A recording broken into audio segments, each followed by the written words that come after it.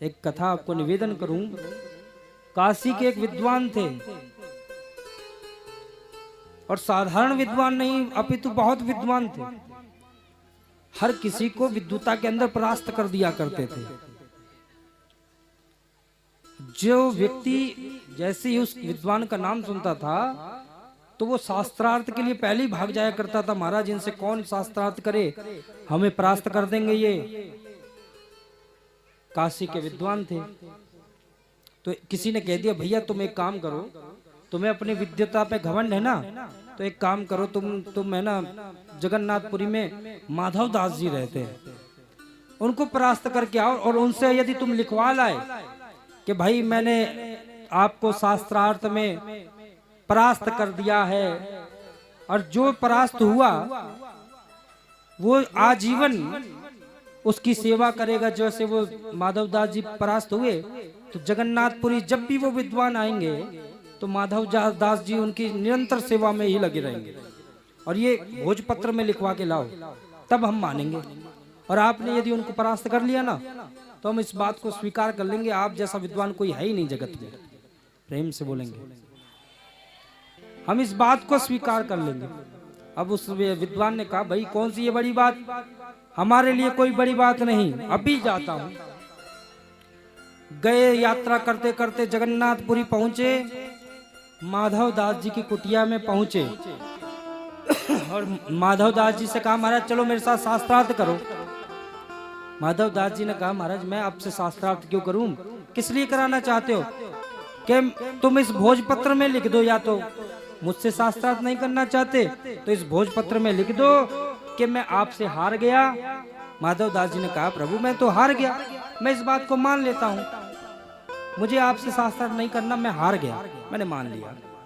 कहा ऐसे नहीं महाराज, इसमें लिखो कि मैं माधव दास आपसे हार गया हूं। जब भी मैं जगन्नाथपुरी आऊंगा तब माधव दास जी मेरी पूरे दिन सेवा करेंगे और मैं हार गया हूं इसलिए मुंह में कालिक पोत के गधे के ऊपर बैठ करके और पूरे जगन्नाथपुरी में भ्रमण करूंगा कि मैं माधव दास काशी के इस विद्वान से हार गया पूरे दिन। माधव दास जी ने कहा ठीक है प्रभु इसमें कौन सी बड़ी बात है, मैं हार गया, मैंने स्वीकार कर लिया इस हार को, लाओ भोजपत्र भी लिख दिए देता हूं। भोजपत्र में लिख दिया माधव दास जी ने कि मैं माधव दास काशी के इन विद्वान से विद्या के अंदर परास्त हो गया, विद्वता के अंदर परास्त हो गया।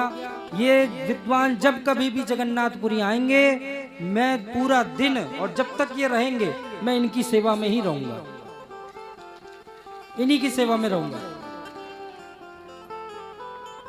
भोजपत्र को लिख दिया। वो विद्वान बड़े प्रसन्न हो गए, भाई माधव दास जी को बिना शास्त्रार्थ किए देखो मैंने परास्त कर दिया और लिखवा के ले आया। प्रेम से बोलेंगे, जोर से बोलना पड़ेगा। परास्त कर दिया मैंने। भोजपत्र लेकर के जैसे ही काशी पहुंचे वो विद्वान और चारों तरफ चर्चा कर दी, भैया देखो मैंने उनको परास्त कर दिया, परास्त कर दिया, देख लो ये भोजपत्र में भी लिखा हुआ है। जैसे ही लोगों ने कहा अच्छा ये तो हो ही नहीं सकता, माधव दास जी को आप परास्त कर दिए, हम नहीं मानते, दिखाओ कहाँ लिखा है। जैसे ही भोजपत्र को देखा तो उसमें लिखा हुआ था ये मैं विद्वान माधव दास जी से हार गया और जब कभी भी माधव दास जी काशी आएंगे तब तक मैं इनकी ही निरंतर सेवा में लगा रहूंगा। ये लिखा हुआ था। ये जानते हैं किसने लिखा? माधव दास जी ने नहीं लिखा, अब तो ये स्वयं जगन्नाथ भगवान ने ही लिख दिया भोजपत्र के अंदर। प्रेम से बोलेंगे, एक बार और बोलेंगे। अब तो उस काशी के विद्वान को बड़ा गुस्सा आया, भैया तुमने ये कैसे लिख दिया? अरे मेरे सामने ही तो लिखा था, रात्रि के समय ही निकले, मैं जा करके माधव दास से जरूर कहूंगा, तुमने ये क्या लिख दिया? जो मैंने लिखाया था वो तो तुमने लिखा नहीं और ऐसा लिख दिया तुमने।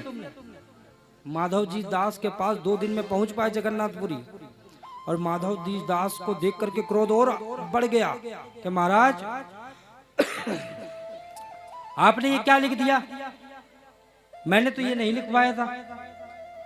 जैसे ही भोजपत्र में देखा तो ये लिखा हुआ था कि मैं माधवदास काशी के इस विद्वान को परास्त करता हूं और आजीवन में काशी कभी जाऊंगा तो ये निरंतर मेरी ही सेवा में लगे रहेंगे।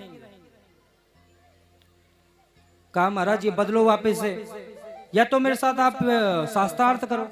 माधवदास जी ने कहा नहीं नहीं महाराज मैं हार गया हूं, मैं अभी है ना लिख दिया देता हूं कि जो आपको लिखवाना चाहते हो अभी लिख देता हूं, पहले मैं दर्शन कर आऊं फिर मैं लिख देता हूं आके, क्योंकि प्रभु मेरे जगन्नाथपुरी के दर्शन का समय हो गया, मैं अभी दर्शन करके आता हूं और लिख देता हूं। जैसे ही माधवदास जी जगन्नाथ भगवान का दर्शन करने गए उतने में जगन्नाथ महाप्रभु माधवदास जी का स्वरूप बना करके आए बाहर और काशी के उस विद्वान से कहा चलो भैया विद्युता मैं शास्त्रार्थ तुम्हारे साथ करना चाहता हूं।